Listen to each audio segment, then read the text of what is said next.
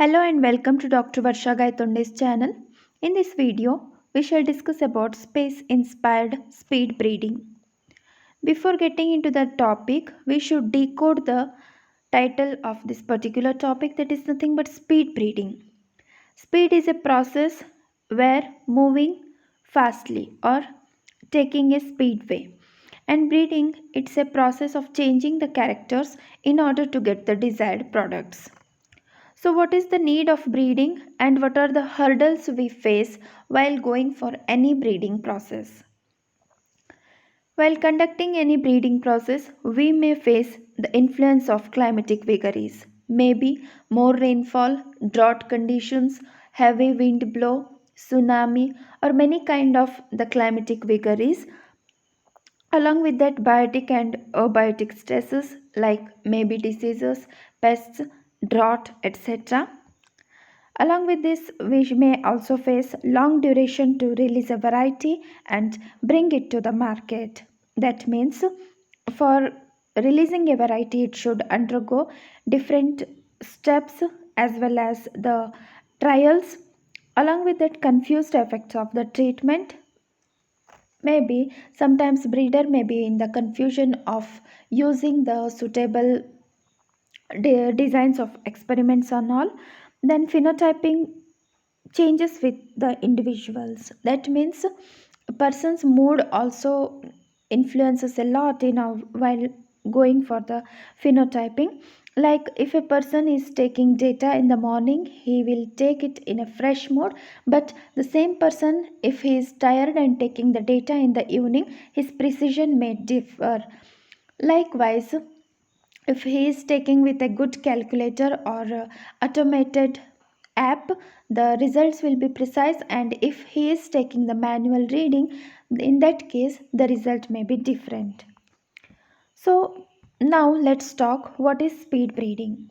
Previously we talked why we need to speed up the breeding process, because the many generation of breeding may influence the release of variety or changing or coping up with the changing scenario, or giving the more better things can't be possible if we slow down the breeding process. That means if for developing one variety it is taking 20 years, means it is waste of time, waste huge waste of energy by the researcher side. Along with that, maybe waste of different kind of resources. So speed breeding is a brainchild of Dr. Hickey, who is a research or senior research fellow from Queensland Alliance for Agriculture and Food Innovation, that is QAAFI. Speed breeding technique can enable researchers and plant breeders to deliver more tolerant varieties of crops to farmers. It's best for climate resilient agriculture. That means this can cope up with the changing climatic conditions. So, what is exactly the speed breeding process? This technique works for the range of crops like wheat, barley, chickpea, and canola, and uses specifically modified grass or greenhouse facilities with LED lighting to grow plants under extended photo periods, which accelerates the crop research and the development of more robust plant varieties through rapid crossbreeding and generation advance. That means speed breeding is a protected cultivation. That means under LED light and sophisticated greenhouse or glasshouse facilities with controlled conditions, the breeding process is conducted.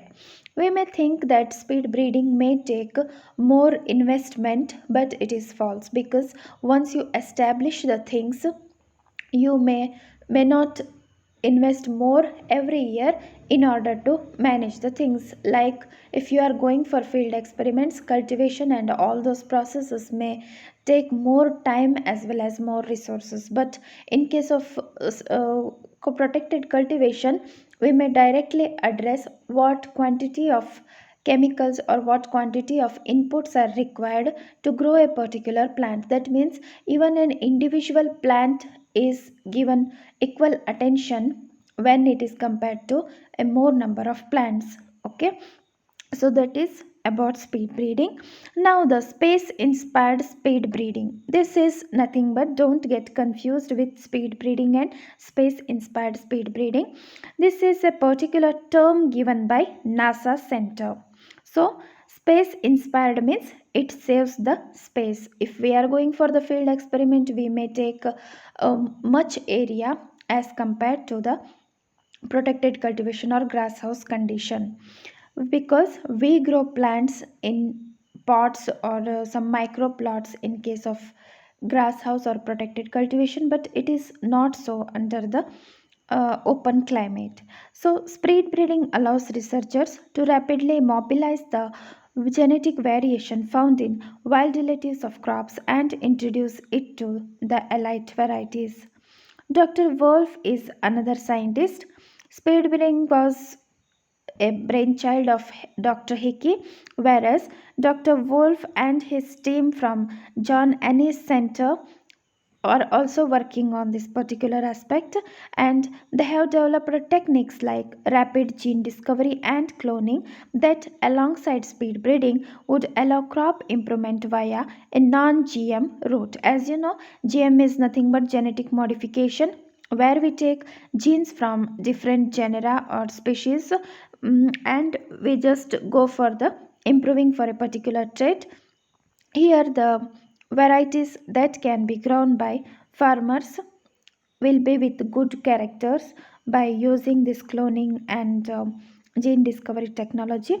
Changes to soil or media composition, lighting, temperature, spacing of plants, and premature seed harvest have led to the team cutting down the seed to seed generation time in wheat to just 8 weeks. That means this team, that is Dr. Wolf's team, they worked on wheat and they could able to get 6 generations, or they could able to complete 6 generation within a year of wheat cultivation, and they could able to take many observations for different generations. This means the speed breeding technology allows 6 generation of wheat to be grown per year compared to 2 generations using traditional breeding methods.